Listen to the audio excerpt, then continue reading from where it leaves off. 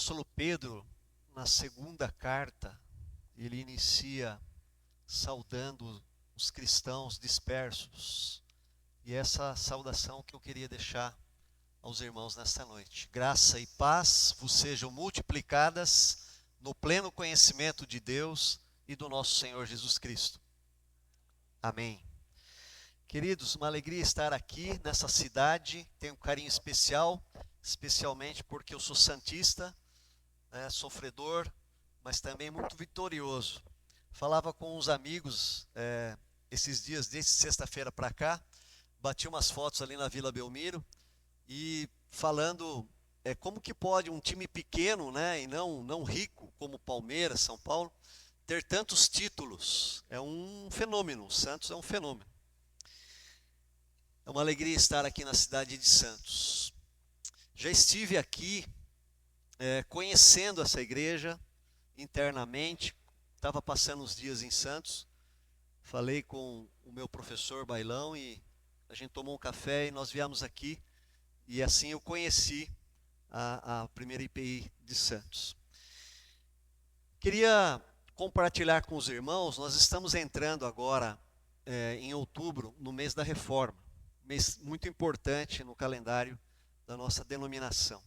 E eu queria falar sobre um tema que é específico da reforma. Os reformadores falaram muito sobre isso e me parece que a igreja não conseguiu incorporar essa verdade e esse ensino das Escrituras. E para nós nos direcionar nessa mensagem, eu quero ler no livro de Êxodo, no capítulo 19, de 1 a 6. Mas antes de ler, vamos orar. Pai, nesta noite, Senhor, que Tua palavra vai ser transmitida, que o Teu Espírito nos ilumine, abra a nossa mente, abra o nosso entendimento e abra também, Senhor, o nosso coração. Obrigado por esse momento, ó Pai, que sejamos alimentados pela Tua palavra, em nome de Jesus. Amém. Quero apresentar a minha filha ali no fundo, Fernanda. Está comigo desde sexta-feira. Minha esposa não pôde vir, tinha curso no sábado, está fazendo um curso no sábado.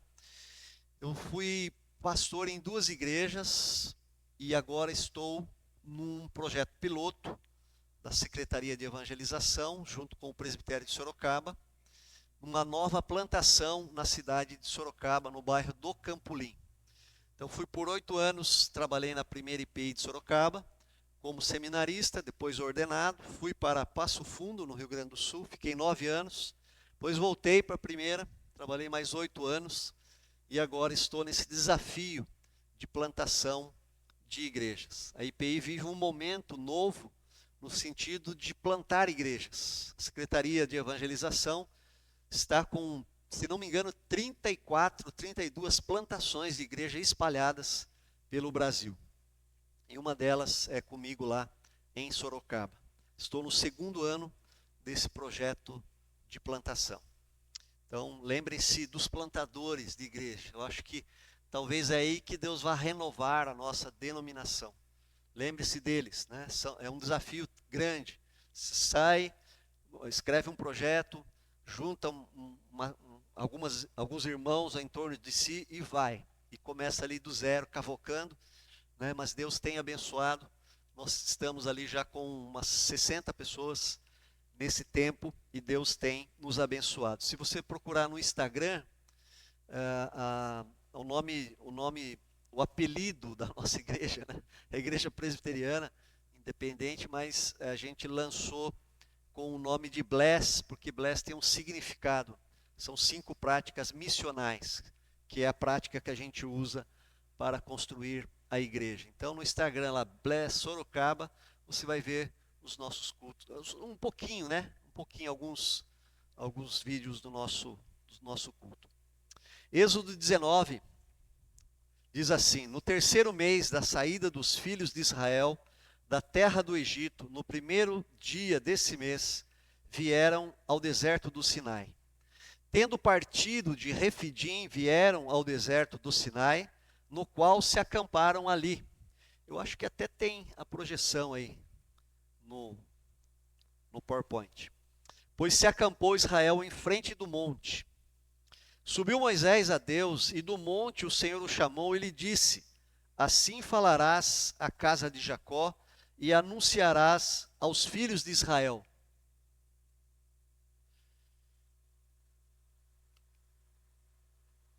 Ficou pequeno, né? Tendes visto o que fiz aos egípcios, como vos levei sobre asas de águia, e vos cheguei a mim. Agora, pois, se diligentemente ouvirdes a minha voz e guardardes a minha aliança, então sereis a minha propriedade peculiar dentre todos os povos, porque toda a terra é minha. Vós me sereis reino de sacerdotes e nação santa. São estas as palavras que falarás aos filhos de Israel. O que significa sacerdócio universal? Significa o sacerdócio de todos os crentes. Sacerdócio é a função de todo aquele que se interpõe entre Deus e os homens. Sacerdote é aquele que faz a ligação entre Deus e os homens. Só que mesmo antes de Deus separar uma classe sacerdotal, e você sabe, da tribo de Levi, ele, antes de separar a tribo de Levi para o sacerdócio, Deus elegeu o povo de Israel como um reino de sacerdotes. E no Novo Testamento, depois da morte do sumo sacerdote Jesus, o véu da separação foi rasgado de alto a baixo. E todos têm livre acesso à presença de Deus. Jesus então tira o ofício da mediação das mãos da classe sacerdotal e o colocou nas mãos de todo o povo de Deus.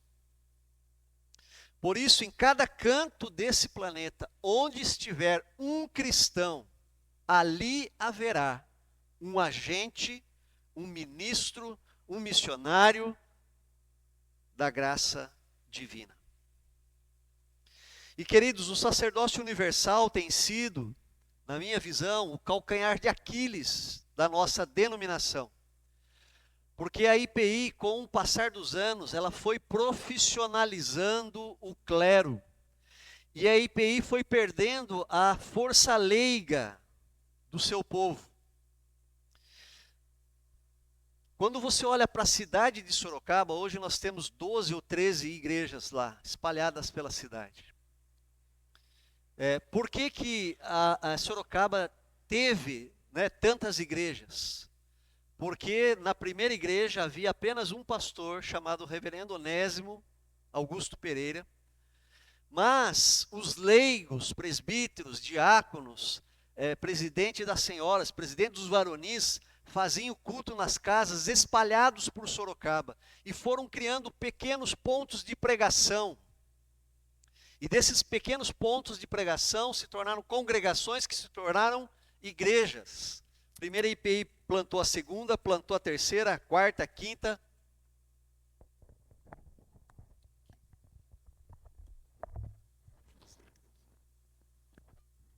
Som.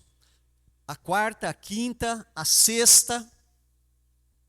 Depois plantou Votorantim, acho que a primeira, a segunda. Plantou Ibiúna, Alumínio. E depois voltou a plantar em Sorocaba mais 2 igrejas na década passada, a IPI Hub Morumbi e também a Gileade no bairro do Éden.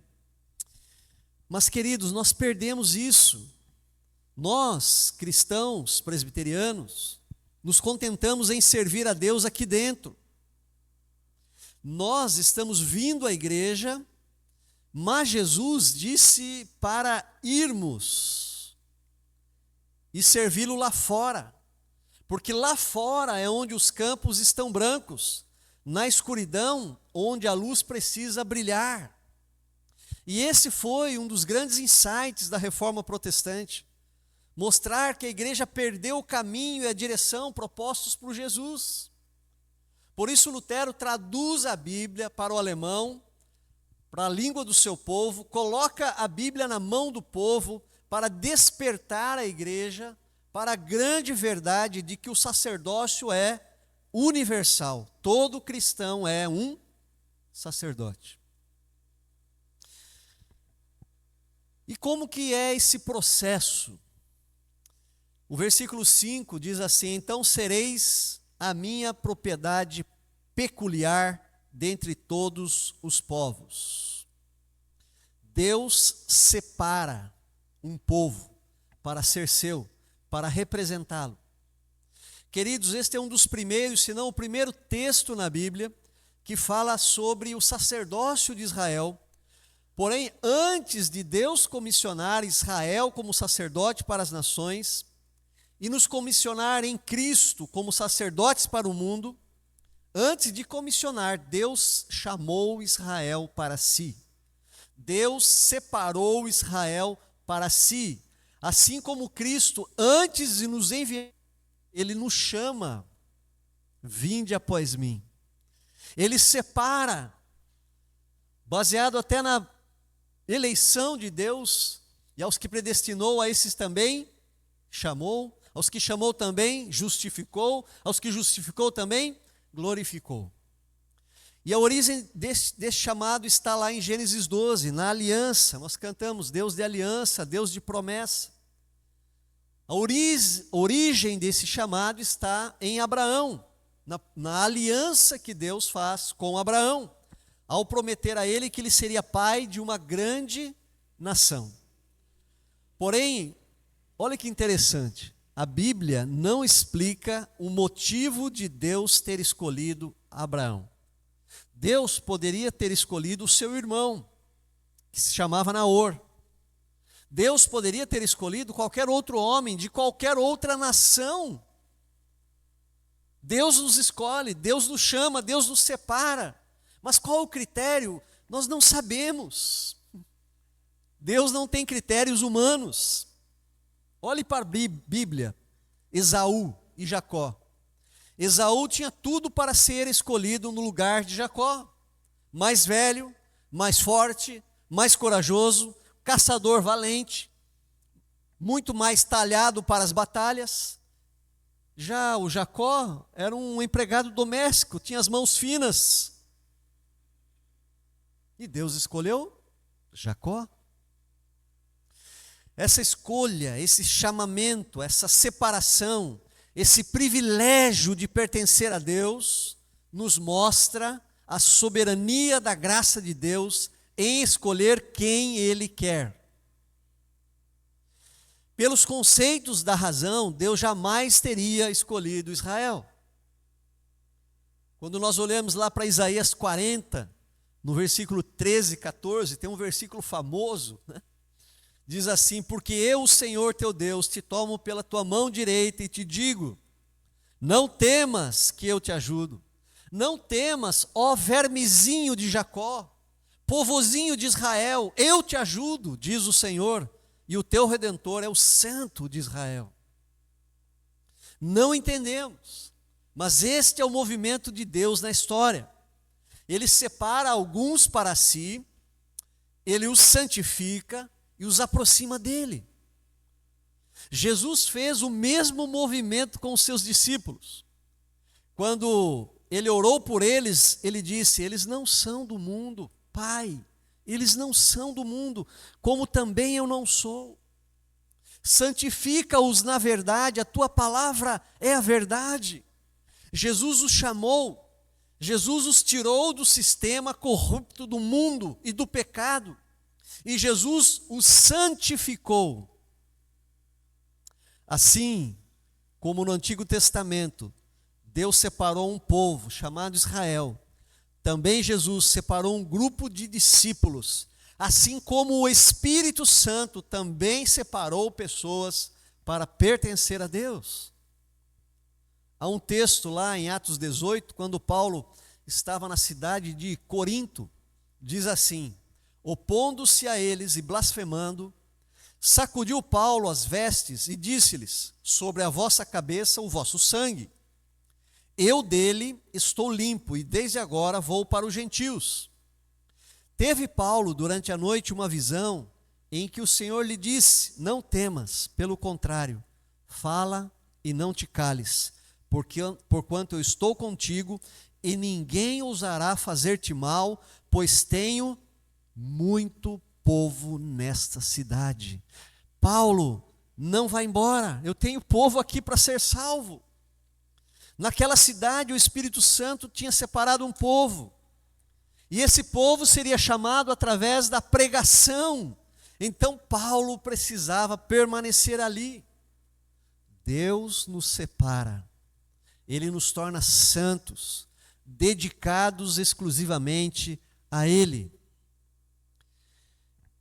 Por isso que no versículo 5 está escrito aqui, no texto que nós lemos: agora, pois, se diligentemente ouvirdes a minha voz e guardardes a minha aliança, então sereis a minha propriedade peculiar dentre todos os povos. Você pertence a Deus. Você é propriedade peculiar de Deus. A igreja é o novo Israel de Deus. Você tem algum mérito por isso?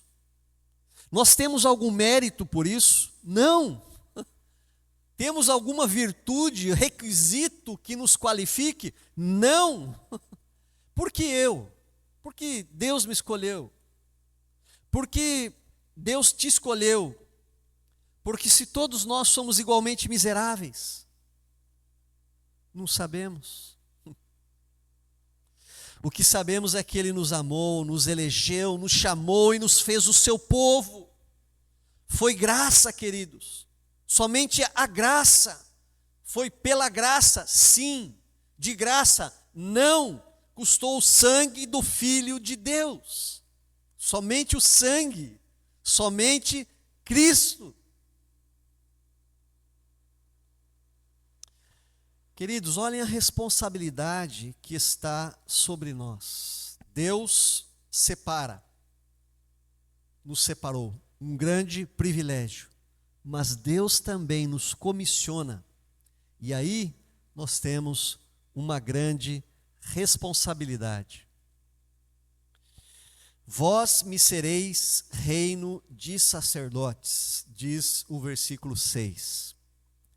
Deus tinha um propósito ao escolher aquele pequeno povo comparado a um verme. O propósito era fazê-los um reino de sacerdotes. Seriam eles no passado e somos nós hoje os mediadores da glória de Deus. Deus nos separa e Deus nos comissiona para uma missão. A palavra nos diz ainda lá em Isaías, agora 49, diz assim: você fará mais que restaurar o povo de Israel para mim. Eu o farei luz para os gentios, e você levará a minha salvação aos confins da terra. Nos propósitos eternos de Deus, Israel foi feito luz para as nações. Eles foram separados e comissionados. Deus escolhe um povo irrelevante para mostrar a sua grandeza, a sua glória. Aliás, Jesus também disse isso, né? Ele disse: graças te dou, ó Pai, Senhor do céu e da terra, porque ocultaste estas coisas aos sábios e instruídos e revelaste aos pequeninos. Sim, ó Pai, porque assim foi do teu agrado. O apóstolo Paulo também faz essa dinâmica. Ele diz: certamente a palavra de Deus é loucura, a palavra da cruz é loucura para os que se perdem, mas para nós que somos salvos, poder de Deus. Porque escrito está: destruirei a sabedoria dos sábios e aniquilarei a inteligência dos instruídos. E por que Deus faz dessa maneira? Por que Ele escolhe os improváveis? Para que a glória seja tão somente dele. Foi isso que Paulo concluiu: temos, porém, esse tesouro em vasos de barro, para que a excelência do poder seja de Deus e não de nós. Nós somos frágeis, nós somos limitados, nós somos fracos, nós somos pecadores, mas Deus nos escolheu. Aleluia. Deus nos elegeu, Cristo nos redimiu, e o Espírito Santo nos enche de poder para sermos mediadores da nova aliança. Nós somos, queridos, um reino de sacerdotes. Você é um sacerdote.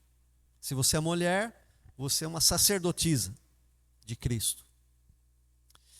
Você é chamado, você é a chamada para mediar a graça de Deus. Você está apto, está apta a ser um canal da graça de Deus, porque o véu da separação caiu com a morte de Jesus. Não existe mais uma classe sacerdotal, porque não existem mais homens aptos e inaptos, autorizados e não autorizados.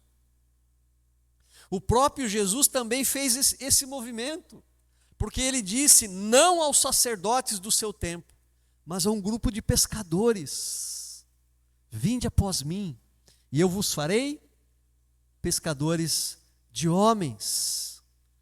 Jesus separou os seus discípulos e os comissionou. Jesus separa, prepara e envia. Lá em Marcos 13, 14, diz: depois subiu ao monte e chamou os que ele mesmo quis, e vieram para junto dele. Então designou 12 para estarem com ele e para os enviar a pregar. Estarem com ele e depois serem enviados. Por isso a oração de despedida de Jesus, lá em João 17, a oração sacerdotal, ele diz assim: Pai, eles não são do mundo, como também eu não sou.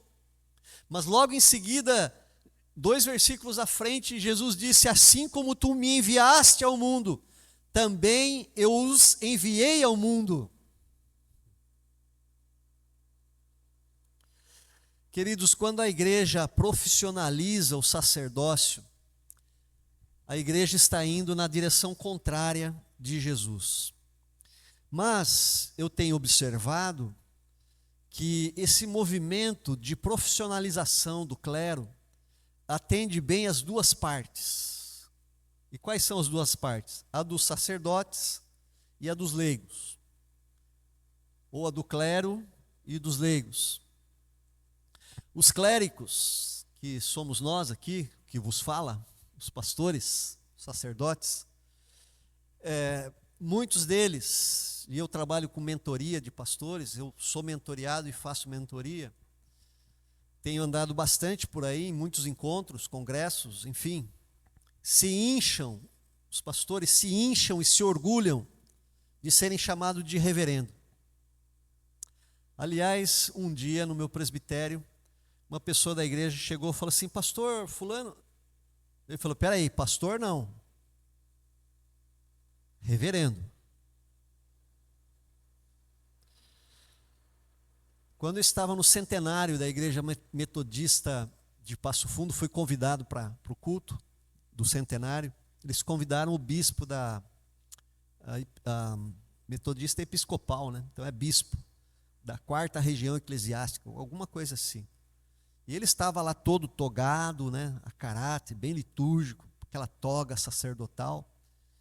E quando o pastor Marcos foi convidá-lo para chamá-lo ao púlpito para pregar, ele disse: está conosco hoje o reverendíssimo bispo fulano de tal.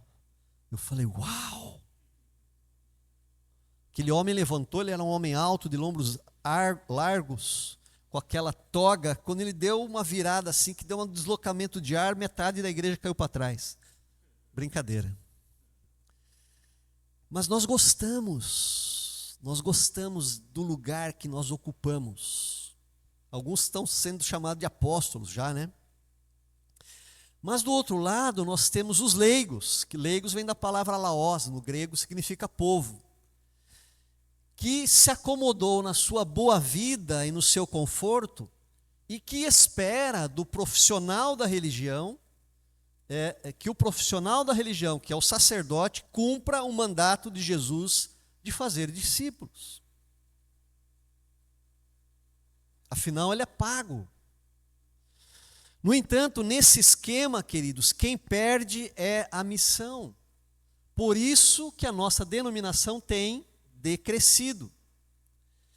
E nós temos entristecido a Cristo como cristãos, porque somos chamados pelo seu nome.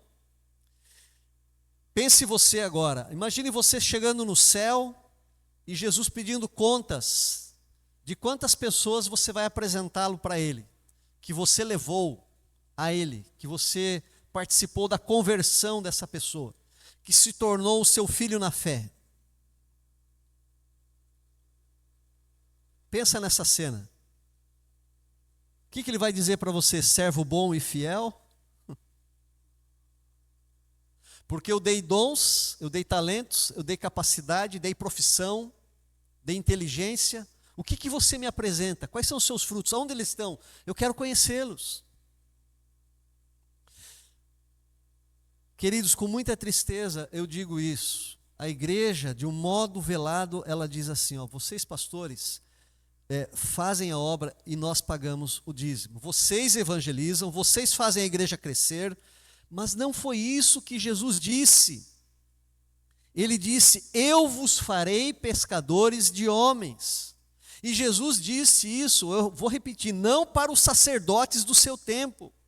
Jesus disse isso para as pessoas comuns do povo, pescadores, coletores de impostos. A Bíblia nos ensina que o papel dos pastores é cuidar do povo de Deus.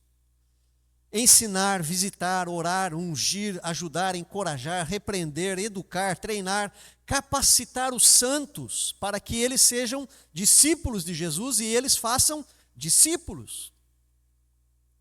Efésios, capítulo 3, versículo 11 e 12, a Bíblia diz, ele designou alguns para apóstolos, outros para profetas, outros para evangelistas, outros para pastores e mestres.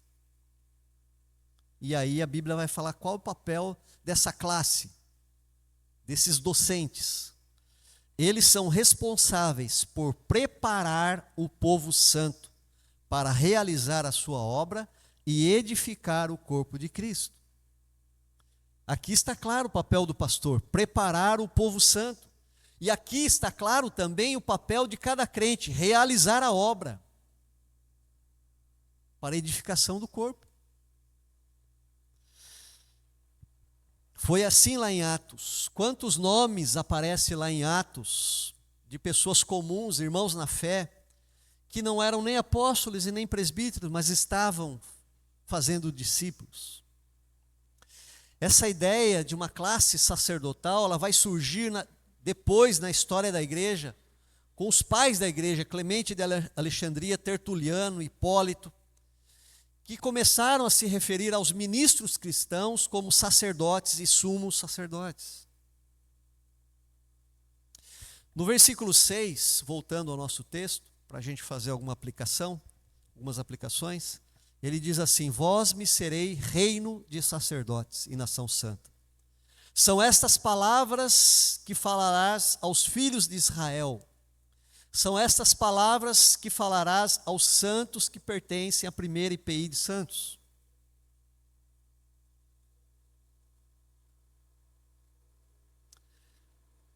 Então eu queria fazer nesta noite algumas aplicações. Antes de Deus dar a lei ao povo, ele deu a missão. A lei, ela vem, quando que ela vem? Quando que a lei, os 10 mandamentos aparecem na Bíblia? Êxodo 20. E nós estamos lendo Êxodo 19, certo? Então, antes de Deus dar a lei ao povo, ele deu a missão. Ele deu a missão.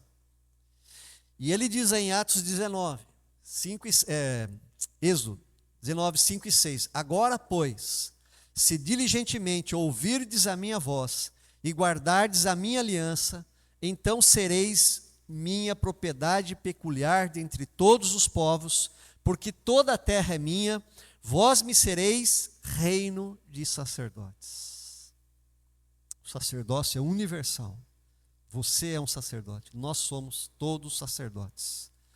Queridos, então, em primeiro lugar, é um privilégio, é uma honra sermos propriedade peculiar de Deus. Isto é magnífico, isto é esplêndido.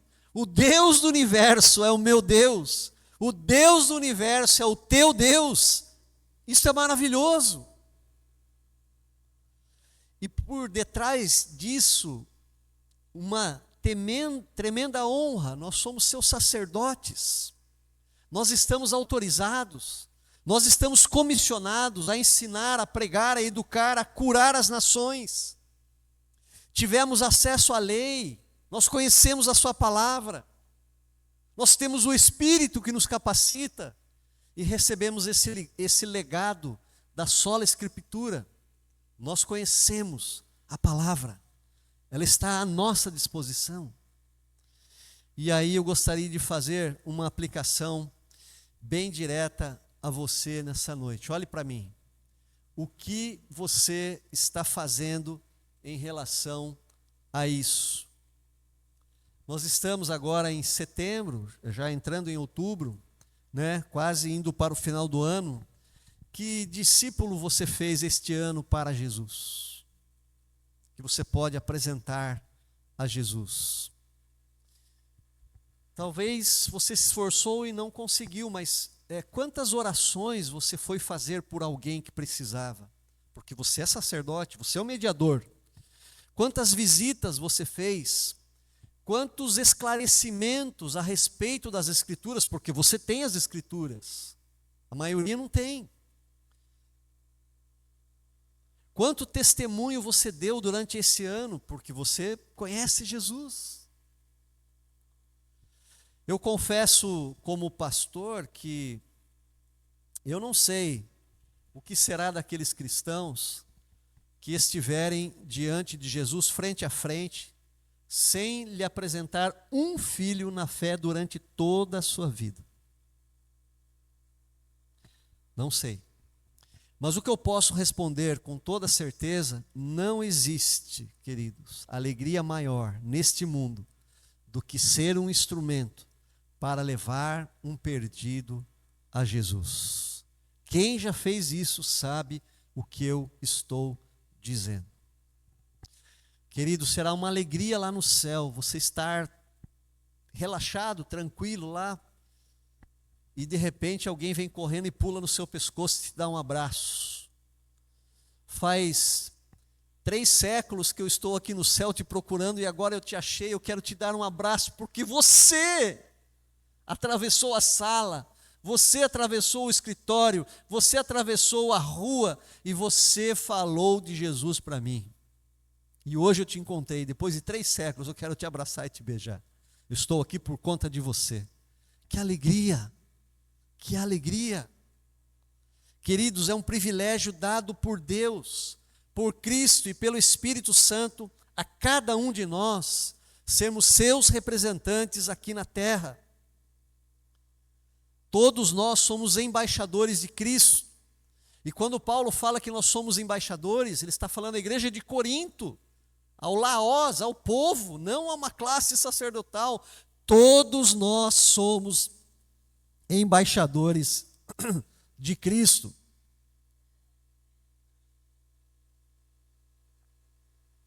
Esse foi um legado da reforma. Cada cristão, um sacerdote. Nós somos filhos da reforma. Então vamos fazer valer esse princípio em nossa vida, em nossa igreja. Muitas vezes a igreja não cresce porque o povo de Deus trabalha só dentro das 4 linhas. E aí eu vou te dizer que diferença a luz faz na luz. Que diferença faz o sal no sal? Não faz diferença. A luz é para brilhar nas trevas, lá fora. Comece então, queridos, pelas pessoas que vivem ao seu redor. Tem professoras aqui, deve ter. Deve ter advogado, engenheiro, pedreiro, enfermeira, professor, professora, funcionário público. Você trabalha no seu campo missionário. Você está lá, o pastor não está lá. O pastor não entra na fábrica. O pastor não está dentro de um hospital, não está dentro da escola. Mas você está. Você é luz lá dentro.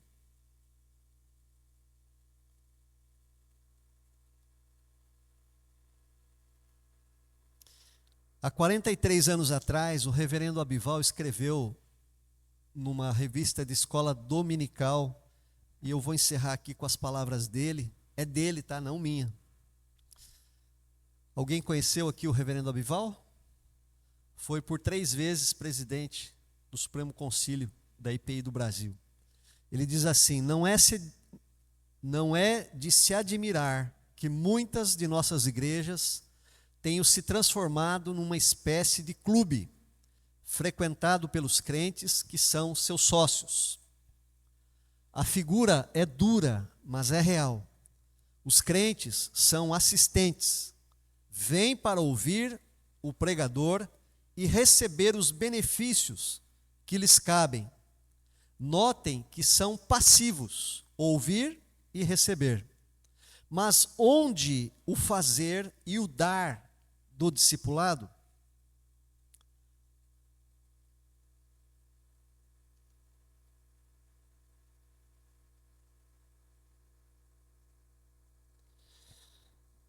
Para que haja formação de verdadeiros cristãos, nós, pastores, temos de deixar de ser oradores. Oradores, para nos tornarmos em mestres, e os crentes têm de deixar de ser ouvintes para se tornarem praticantes da palavra. Isso está numa revista de escola dominical, cujo título é De Membros a Discípulos. Que tal, então, os nossos pastores da nossa denominação começarem a preparar os santos para a obra do ministério, para a edificação do corpo? Que tal os santos fazerem a obra para o crescimento da igreja? Que tal você começar a cumprir a principal ordem de Jesus de ir e fazer discípulos? Você pertence a Jesus? Sim, eu creio. Você pertence. Então você é um embaixador dele. Faça valer isso, querido. Faça valer.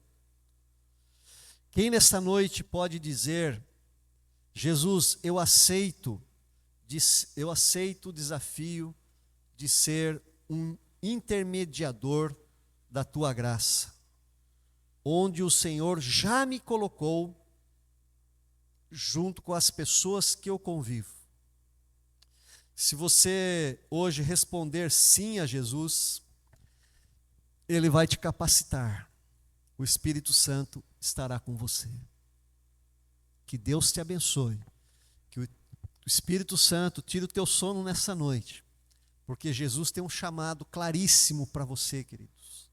Claríssimo. Ide e fazei discípulos. Eu tenho acompanhado muitos crentes cansados de trabalhar na igreja. Cansadíssimos. Estão entregando os ministérios, estão sentados no banco, não quer mais servir. Porque trabalharam muito na igreja. Tiveram muitos cargos.